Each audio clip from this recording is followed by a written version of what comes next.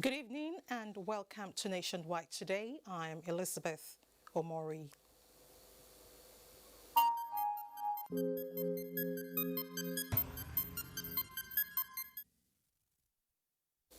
Thanks for joining us.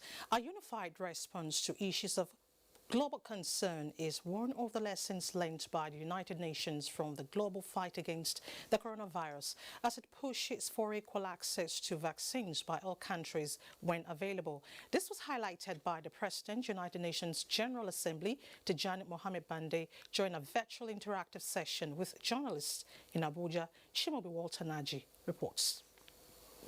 The global pandemic is bringing most countries to their knees in areas of health and the economy. But despite this, President, United Nations General Assembly Tijani Bande notes that Nigeria and some African countries have performed beyond expectation in the fight against COVID-19 through contact tracing, cure and management of the disease. He hinted that the United Nations General Assembly is advocating equal access to the vaccine when developed to ensure equity and fairness. Important for Nigeria, or Nigeria has taken a lead on, that the world community is also taken seriously. I talk about three things. One, of course, is the issue of poverty eradication. Another one is the issue of education. Another one is the issue of illicit financial flows, to mention, and of course climate change. Four of these are important to Nigeria.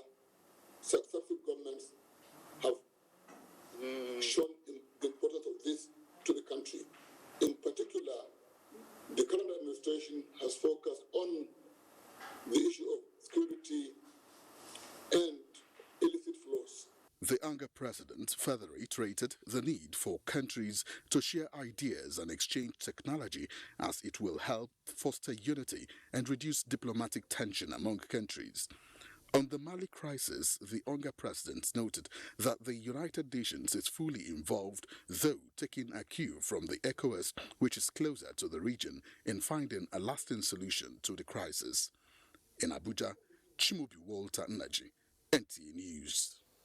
The COVID-19 pandemic across the globe has continued to pose challenges for all, including migrants, especially migrants working under inhumane conditions. The Civil Society Network on Migration and Development Nigeria is engaging stakeholders working on migration to create a platform for protection of migrants. Obiageli Ugwoke reports. The adverse impact of COVID-19 pandemic has affected the livelihood of migrants, resulting in hardship to an estimated 25.2 million refugees, asylum seekers and internally displaced persons, IDPs in Africa. Oftentimes, they are hosted in areas with limited access to services such as water, sanitation, hygiene, and quality health system.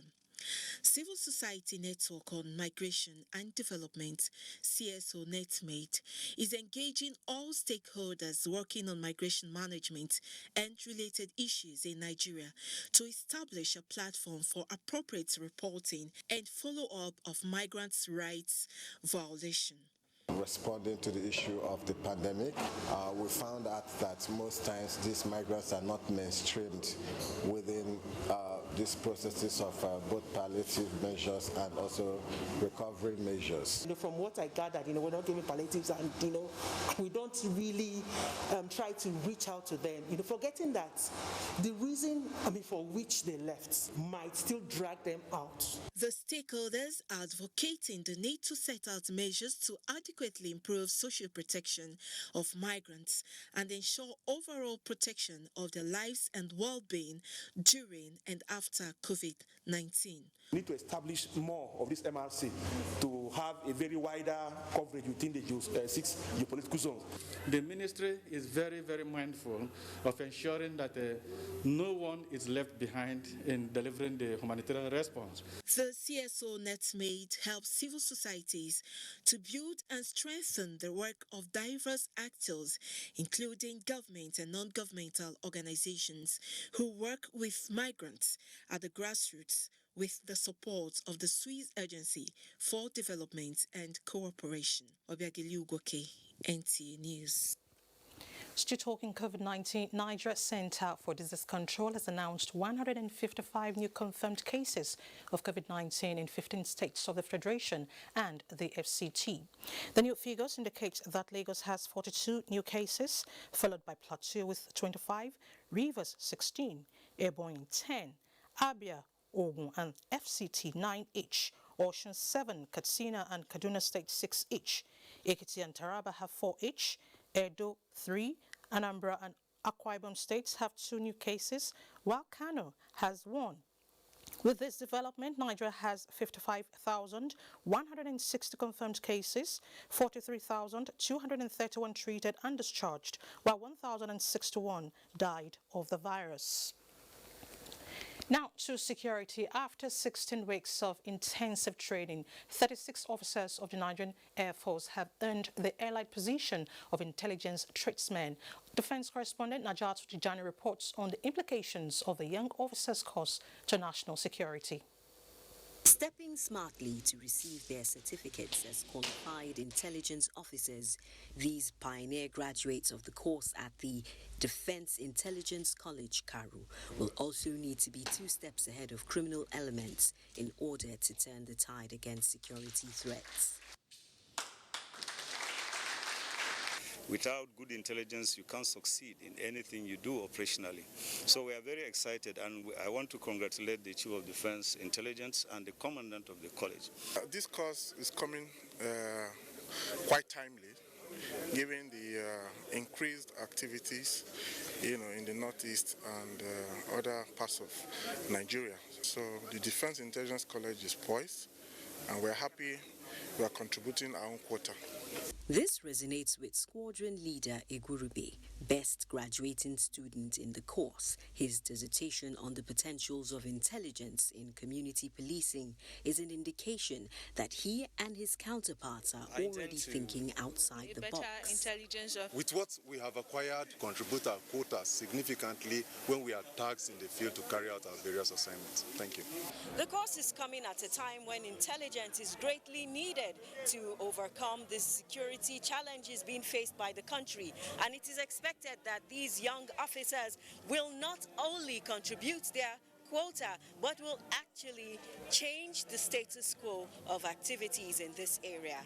Najatu Tijani, NTA News. Meanwhile, the Nigerian Army says it remains committed to implementing new strategies towards achieving optimum performance in the responsibility of securing the country. This formed part of the message of the Chief of Army Staff, Lieutenant General Tukur Buratai, to the Nigerian Army Regimental Sergeant Majors Convention in Owerri. Loretta Arinzi Egim reports.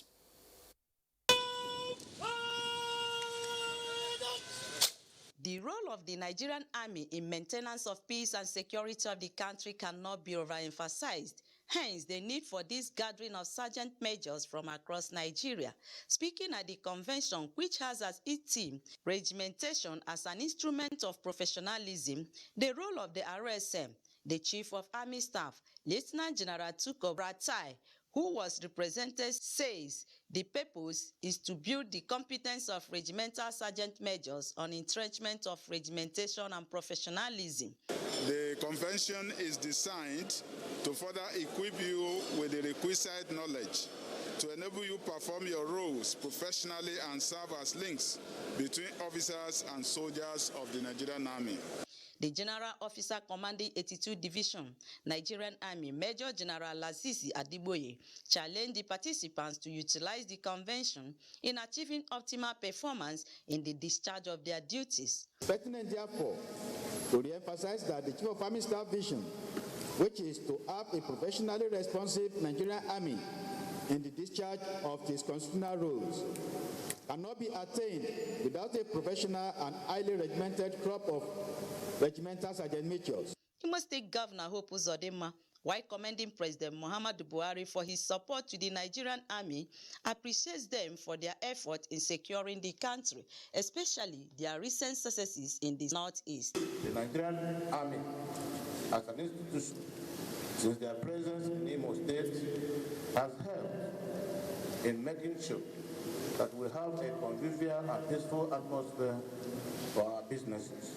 The convention is expected to last 1 week.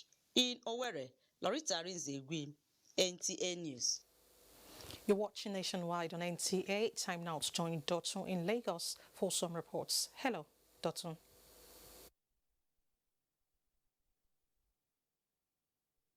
Elizabeth.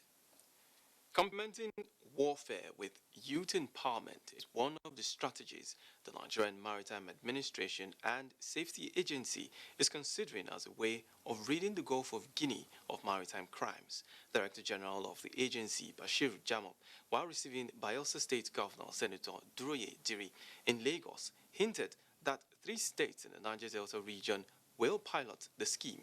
Michael Olale reports. Nigeria has about 3,000 kilometers of navigable waterways, which stretches from the Jew and Cameroon borders to the Atlantic Ocean. It is an exclusive economic zone with vast wealth waiting to be tapped, but impediments such as kidnapping, piracy and other maritime crimes have become major problems, compelling the Bayelsa State government to collaborate with any agency in addressing the menace. The governor, armed with a long list of opportunities that abound in the maritime space, wants NIMASA to expand the tentacles of its Deep Blue project to calm the troubled waters in the region. And I believe that the wealth of this country, the wealth of Bayelsa State, is in the maritime domain. And therefore, I invite you to also partner with the state government in the establishment of that academy, which I believe will also add to the other very few that we already have at Toron and the one in Delta State. The Maritime Regulatory Agency sees the prospect as the beginning of a remarkable journey to shifting from an oil-based economy by capitalizing on Bayelsa State's blueprints aimed at solving the most crucial problem of security. For the Bayelsa State government to see how they can establish a wreck recycling industry where we can be recycling these wrecks after removal. These areas can give enormous employment for our teeming youth, that they are disturbing our waters with the issues of insecurity. The Nigerian Maritime Administration and Safety Agency says it is open to strategic partnership with individuals, groups or states that will complement its goal of harnessing the potential in the blue economy. In Lagos, Michael Olale, NTA News. Nigerians have been urged to be God-fearing, obedient and do their best to contribute their quota to the growth and development of Lagos State and the nation at large. Lagos State Governor Babajide Sanwo-Olu gave the advice at a religious gathering in Lagos. Nosa Usula reports. The governor, who commended religious bodies for their support, prayers and service to humanity, said his administration's efforts to flatten the curve of COVID-19 pandemic in the state would not have been possible without their support. As we begin to regain our lives again in the church and the state and the nation, the best way possible for us is to be able to stand on our feet and to stand resolute in our faith and believing that God is always with us. The governor commiserated with families of those that lost their loved ones to COVID-19, adding that this was the first time in the last 6 months he had attended a church service. Governor Sanwo-Olu urged residents to continue to comply with government's COVID-19 prevention directives. In Lagos, Nosa Osula, NTA News. Today is World Literacy Day, and this year, global focus is on teaching and learning in a COVID-19 pandemic setting. Hawal Yusuf Jibo examines the effect of the new normal on the education sector and its impact on academic life. In fact, that a nation cannot develop beyond the level of its literacy, as learning is essential for social and human development. It bequeaths individuals with the requisite skills for specialization and empowerment. However, with the devastating effects of the COVID-19 pandemic on education globally, literacy is being threatened. Thus, the theme for this year's World Literacy Day is aptly tagged, Literacy Teaching and Learning in the COVID-19 Crisis. Teaching and learning are now governed by a different set of rules. The most fundamental is that we must adopt new and innovative ways of promoting literacy at all levels of society. By this I mean, in particular, we must go digital and embrace the IT revolution. This calls for massive investments in infrastructure and software, hardware and software. We need to equip our young learners with all the necessary computer facilities they need, and thought may be given to liberalizing the import of IT-related infrastructure. Winner Friday is a secondary school graduate who dreams of being a student in one of the tertiary institutions in Nigeria. Going to lectures, meeting my lecturers, having classes and all that. Like, I just can't wait. I hope this ends soon so schools can resume and I can also go to school. Educationists believe that the bottlenecks caused by the pandemic will not truncate Nigeria's quest for full literacy. Teachers and educational administrators should be involved on-the-job training so that they should be able to tackle this issue as the schools are about to be opened. Our service providers, they need to be overdoing, because the majority of what we are paying for, we are paying for render services. You recharge, you are talking, you will not hear, you put on your data, it will just be rolling, and it will be taking up your data. In Lagos, Awol Yusuf Jibo, NTA News. For more on Literacy Day, let's rejoin Elizabeth in Abuja. Thank you so much, Dotun. Still on the World Literacy Day, the 8th of September was proclaimed International Literacy Day by UNESCO in 1966 to remind the international community of the importance of education for individuals, communities and societies, as well as the need to intensify efforts towards a more literate society. The focus for this year is literacy teaching and learning in the COVID-19 crisis and beyond. Olayinka Ojo in this report takes a look at the role of educators in teaching and effective methods that can be used in adult literacy programs. Since 1967, International Literacy Day celebrations have taken place annually around the world to remind the public of the importance of literacy as a matter of dignity and human rights, and to advance the literacy agenda towards a more literate and sustainable society. Despite progress made, literacy challenges persist, with at least 773 million adults worldwide lacking basic literacy skills today. And we know education is the only weapon to fight vulnerability. The recent COVID-19 crisis has been a stark reminder of the existing gap between policy, discourse, and reality. With COVID-19 in many countries, adult literacy programs have been non-existent in the initial education response plan.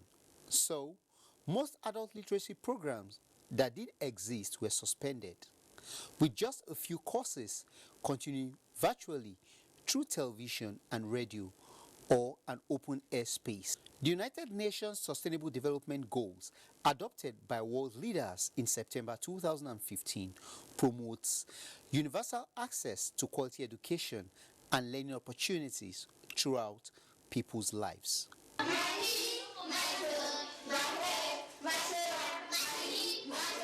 Sustainable Development Goal 4 has as one of its targets ensuring all young people achieve literacy.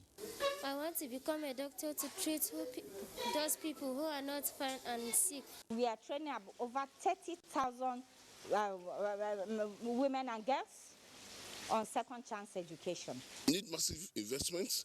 We need massive training of our teachers in terms of modern curriculum, in terms of where the world has taken us now after COVID-19, which is that beyond face-to-face learning, We need to adapt technology. Educationists are of the consensus that literacy increases job opportunities and access to higher education, as the understanding of the substantive human rights should be a common knowledge to Nigerians.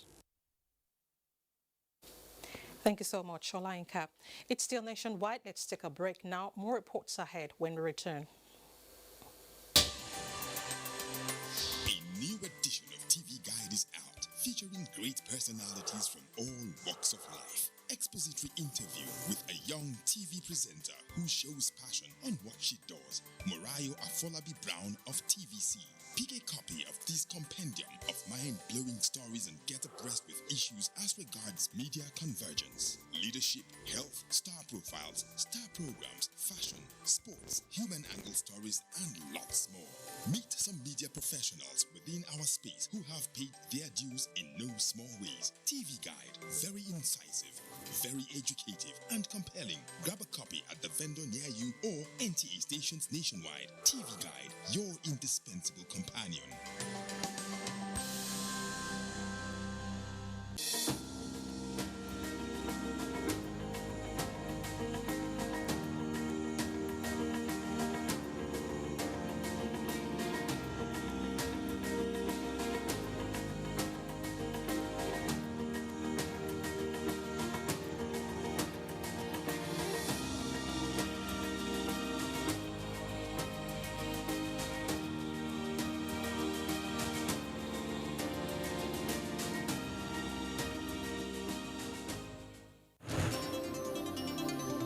NTA News 24.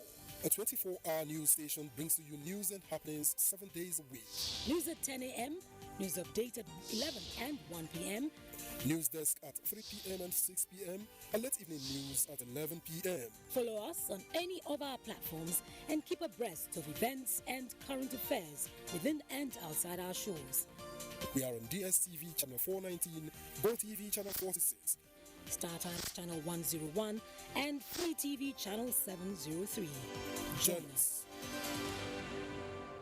NTA TV College Jos, an affiliate of Ahmadu Bello University Zaria, is currently admitting students for its ordinary diploma programs in television journalism, television production, and television engineering. Interested candidates are advised to obtain relevant information concerning eligibility at our website at www.ntatvc.edu.ng or marketing department of any NTA station nationwide. For further information, contact Assistant Director, Marketing, NTA TV College Jos on 0803-314-4383 or the Academic Office of the College on 0806-980-9807. Announcer, Registrar.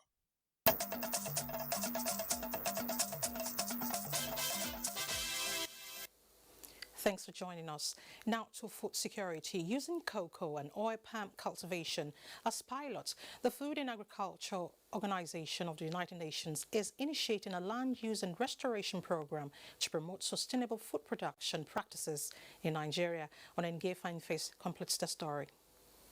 Land is the primary resource for agriculture, especially food production, and an integral part of natural ecosystems. Now, over-exploitation of land and its resources do not only deplete the resources, but also degrade the quality of the ecosystem. As Nigeria strives to actualize food security, sustainable land use and landscape management becomes imperative for sustained food production.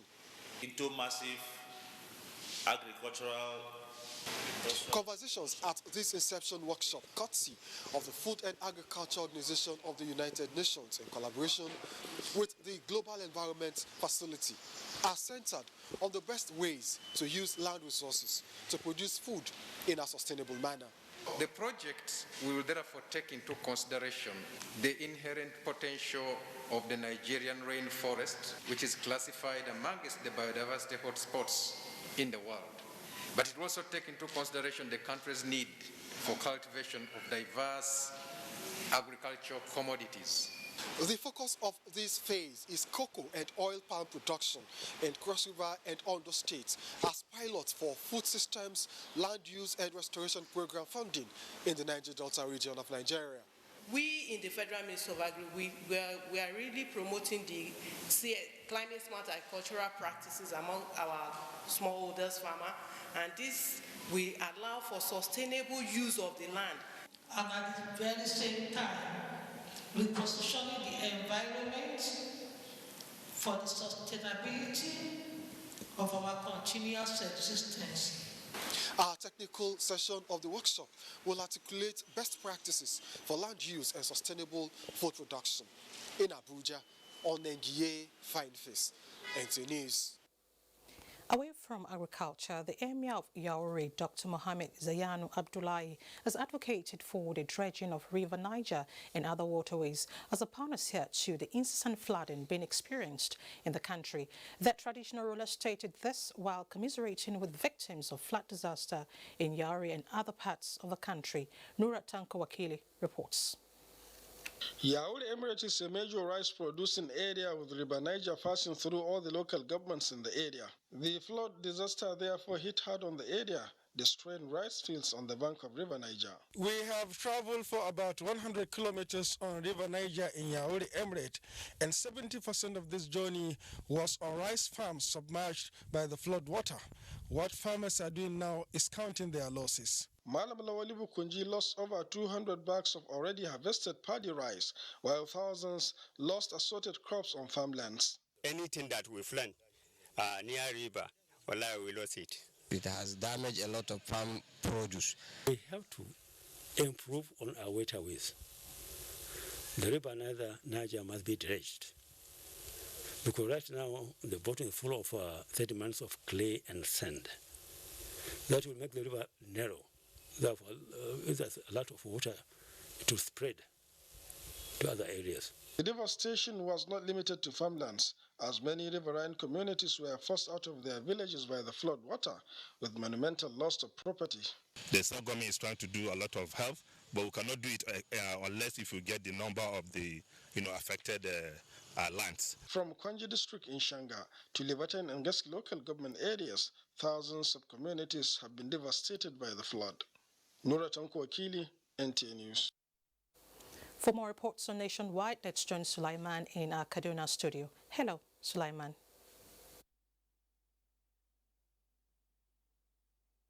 Welcome to Kaduna Network Center. Engineers fixing the failed portion of the Rigachukun Bridge work. This is preparatory to refilling the kept portion of the bridge. Abdullah Muhammad has a situation report. Work has progressed on the Rigachukun Bridge. We have observed that the engineers have successfully excavated the wet soil that form part of the transition base, which caved in about 10 days ago. What they have brought in now are boulders and concrete to refill that transition base. And over there, we have reported about 2 days the transition base of the same caving. But this morning we have observed that they have been able to excavate the wet soil there, awaiting refill.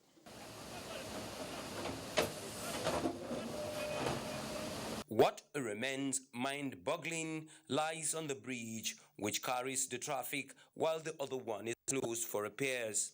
Its transition base is under threat. More worrisome, it's that its integrity is shaken and it is beginning to collapse.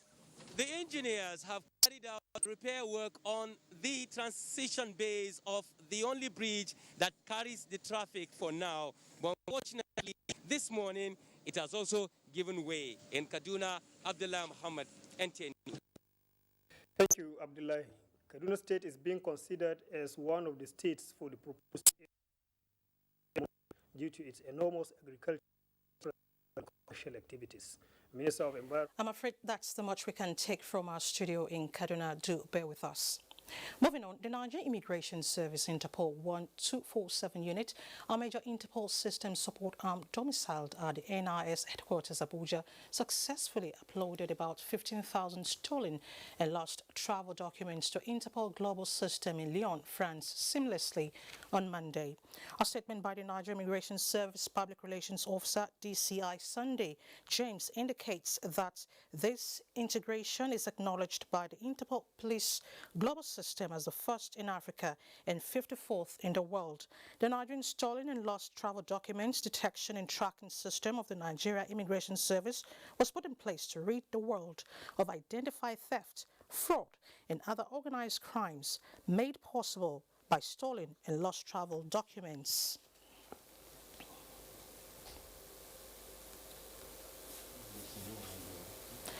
A legal practitioner, Mr. Kennedy Agbai, is currently on the wanted list of Ebonyi State Police Command for attempted murder and other inciting communal war in Ishiagu community in Ovu Council area of the state. Chinaza John reports. Parading the suspects before newsmen at the command's headquarters in Abakaliki, Commissioner of Police Mr. Philip Marco stated that the said lawyer, who is still at large, hired some men who stormed Ishiaga community, destroyed properties as well as inflicted machete injuries on some villagers who are currently recuperating in the hospital. Investigation has shown that there was a dispute where the case was taken to court, but it is on appeal. But we don't know the motive why the barrister should go and hire machineries from Abia to come to that village and destroy this property, worth millions of naira.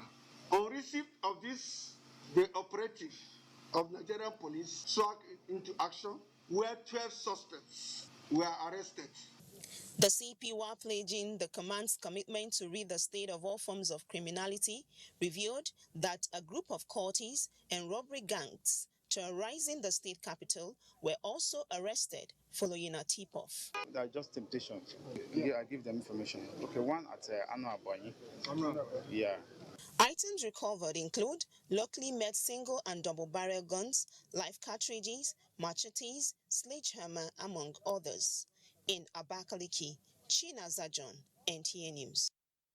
The organized labor has suspended a proposed protest in Rivers State following resolutions reached by the state government, and the body, Ogedi Inekwere, reports that the resolutions were reached after several hours of deliberations.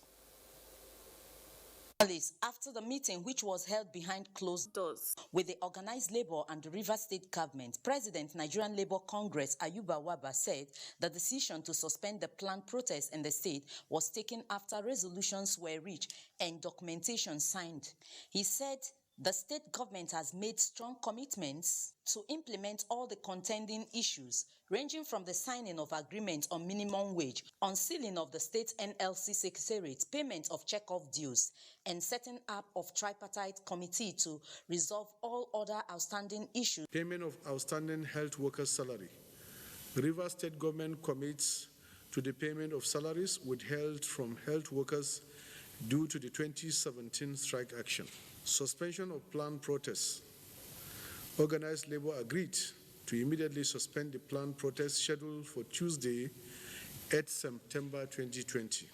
Rivers State government is also giving our commitment that everything we have promised or agreed to will be carried out. The planned protest has been suspended following the agreement on the terms reached by both parties and read out by the NLC president.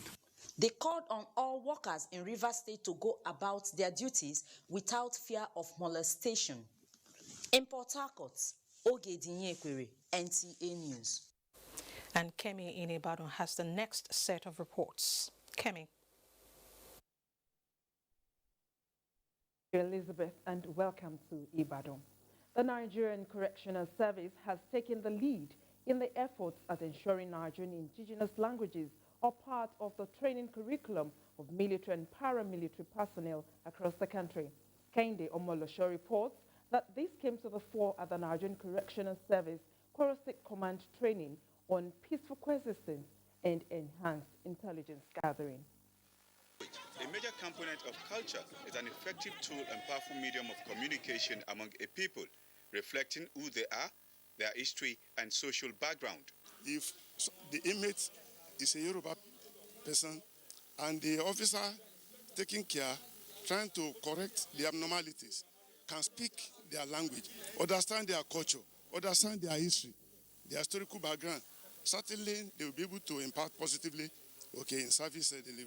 Going to help our officers so that anywhere we are transferred to, we can easily blend with the culture. Best way we can promote indigenous languages for parents to endeavor to speak their indigenous languages to their children at home.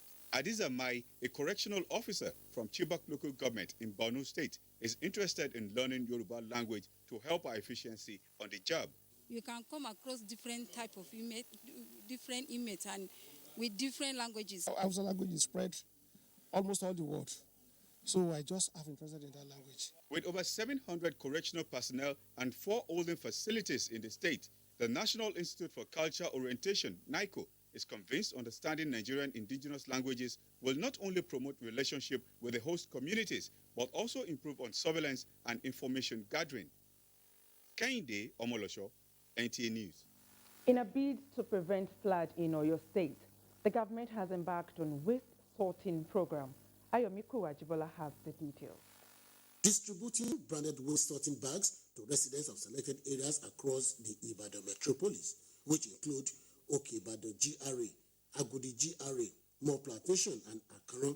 Commissioner for Environment and Natural Resources, Idowu Oyeleke, pointed out that the program is to ensure that waste will be disposed responsibly and also to generate money, lamenting the increased rate of flooding in the state due to indiscriminate and careless disposal of PET bottles, cellophane and nylon bags, which largely blocks waterways. The commissioner added that the state government plans to create a business environment for those interested in making a living of recycling. Almost every homes in your state will have a bag where they can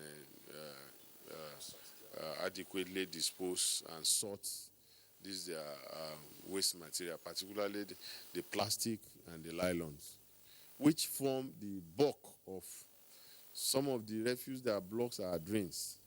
By the time we sort this right from the source, the issue of flooding through blockage of drains will be a thing of the past in the state. The initiative is expected to spread across all homes in Oyo State within the next 1 year. In Ibadan, Ayomiku Ajibola, NTA News. And that's it from here. It's back to you, Elizabeth. Thank you, Kemi. Now to felicitations. President Muhammadu Buhari warmly felicitates with the Owele of Ichida, Gilbert Chikelu on his 90th birthday. President Buhari recognizes Owele Chikelu's significant contributions in different fields of endeavor to Nigeria's development, especially his devotion to duty as an economist, administrator, Federal Permanent Secretary of over 10 years, and Minister of the Federal Republic. The President commends the elder statesman and community leader for leading his community with dignity, wisdom, and respect for constituted authority, praying God Almighty to grant the non-Nigerian continued good health and joy for more years. In the same vein, the Nigerian National Petroleum Corporation (NNPC) has congratulated Owele Gilbert Obiajulu Chikelu on his 90th birthday anniversary. In a statement, the Group Managing Director, Mele Kyari, extolled the virtues of Owele Chikelu, having served meritoriously in various capacities in the corporation, especially as a former chairman of the NNPC board. In the statement also, the NNPC board assures him of the commitment of the management and staff to consolidate on the gains of the foundation he and his colleagues laid in the corporation. He wishes him good health and favor from God as he journeys in life.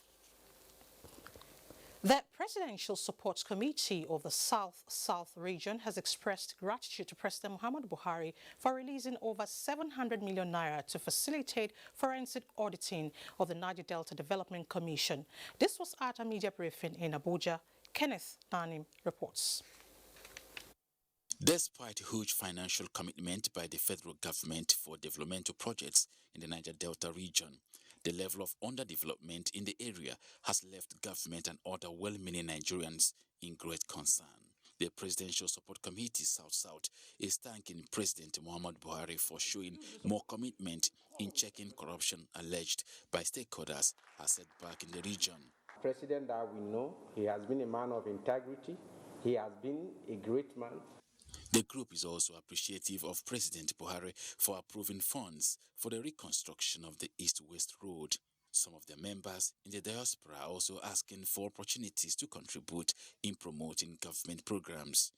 We must be involved in policy development. We must be involved in policy implementation so that we can make our meaningful impact in the national development. On the proactive steps being taken to safeguard the rights of Nigerians doing business in Ghana, the PSC wants federal government to be emphatic in ensuring that government of Ghana respects ECOWAS treaties and diplomatic protocols. Kenneth Nanim, NTA News. The bid to curb all forms of violence against women and girls has contained and continued to gain momentum, with the Ministry of Women Affairs training key players on accurate and comprehensive data containing information on perpetrators. Ngozi Silva Technicio reports. In my state, day in, day out, witness is cases of children abuse, women abuse, here and there. So it's really a disheartening thing. And as I always continue to say, we won't intervene the way we should without data. But this particular opportunity is just only to enhance our data gathering knowledge. It's going to help us to be able to keep track and record of all those ones that have been physically abused. Marcelina and Olufunke from Ebonyi and Lagos states, with their counterparts from the FCT and 5 other states, are learning new skills under the Spotlight initiative on how to collate, monitor, research and evaluate records. This is to build a national database for policymakers, development and response agencies to ascertain areas of focus in terms of funds and other resources. Information on the time, location and other incidents surrounding acts of violence against women and girls, which has been noted to be setback in the advocacy and implementation of policies and programs to end gender-based violence, especially in this era of COVID-19, is what this Spotlight initiative wants to address. The Spotlight initiative has turned more sharply on the persistence of violence against women and girls, the need for more and better data for informed evidence-based programming in order to address this human rights violation. The pandemic exacerbated existing gaps in the provision of services, ranging from uncoordinated response mechanisms to... There is high hope among the participants that this training will bring the desired change in the pilot states of Lagos, Adamawa, Ebonyi, Sokoto, Cross Rivers and the FCT. In Abuja, Ngozi Silva Technical, NTA News. This is Nationwide on NTA. Let's now join Abubakar in Maiduguri for some reports.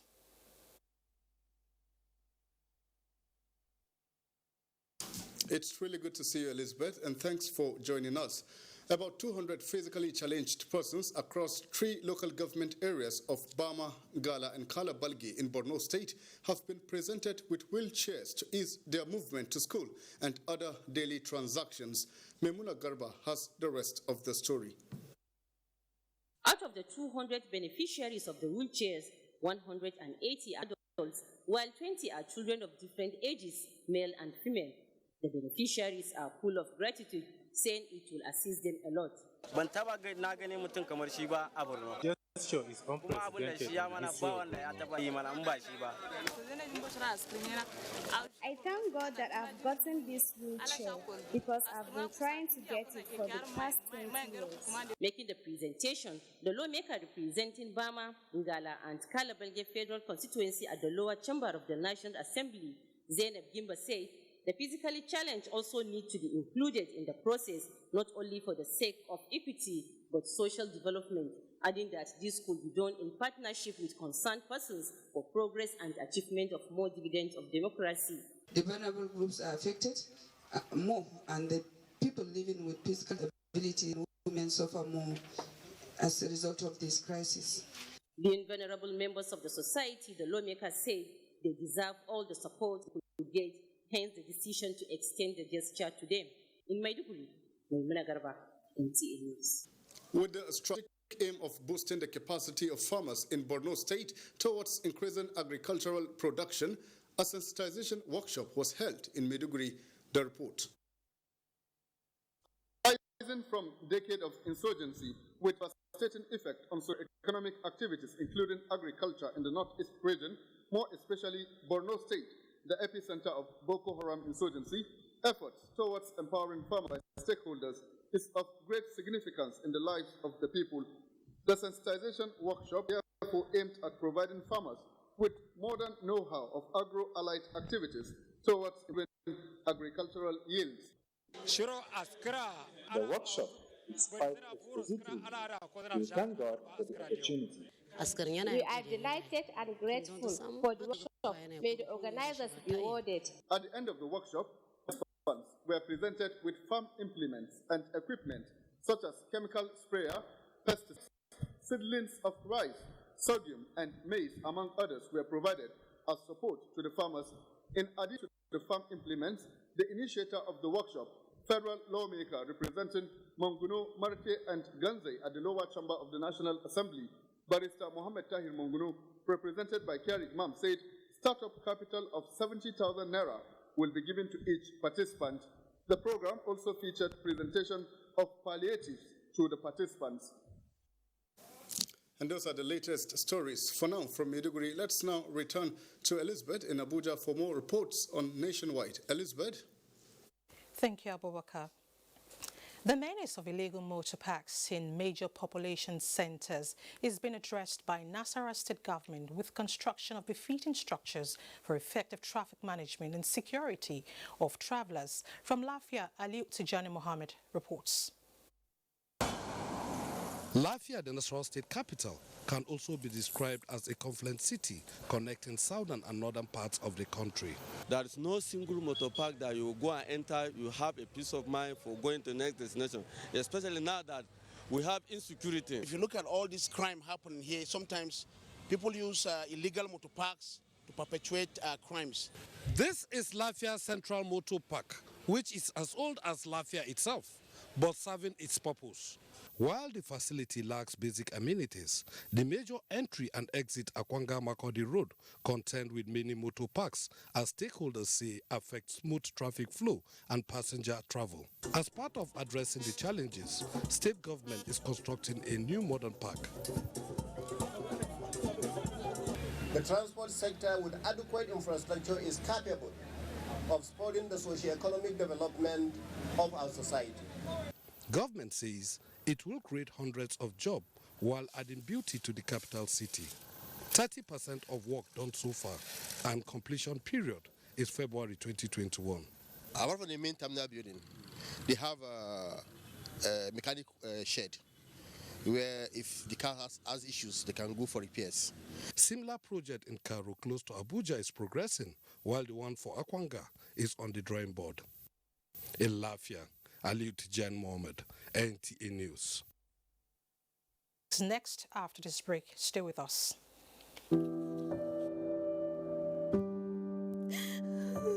She cries. She cries in anguish and in pain. She bears the scourge of her grief. She toils in vain for justice and succumbs to silence. He gloats over his malady. Like a beast, he pounces with no remorse. Her cry means nothing. Her pain feeds her shame. Like an orphan, she's left to grieve in solitude. But no more will she cry in vain. Her adversaries will henceforth bear the brunt of their cruelty. Rape is evil. Rape is a plague, a pandemic of monumental consequences. We must unite and kick it out of our society. Connect with NTA and stand against rape and rapists. This message is brought to you by the Nigerian Television Authority, NTA. From dusk to dawn, 24 hours a day, NTA International is with you in your living room, office, everywhere and anywhere. We provide the company you desire in terms of balanced and up-to-date news, programs and the best of entertainment. Tune in to DSTV channel 251, GoTV channel 91, Freeview UK channel 264, or you can download www.visiontv.co.uk. App for iOS or Android, Intelsat 901 degree east. You can also see us on Facebook and YouTube for quality content on the go. NTA International, Africa's window to the world. Any act of corruption to ICPC on toll-free number 0800-2255-4272. This message is brought to you by ICPC and NTA. You can follow us on all our social media platforms: Facebook at NTA Network News, Instagram at NTA Network, Twitter at NTA News Now, YouTube at NTA News Online, or visit www.nta.ng. For live streaming, visit www.nta.ng/live. Now, you can stay updated on the go, be it on your TV, iPhone, laptop, or iPad, or download the NTA mobile application from your Play Store or App Store. NTA, you can beat the rich.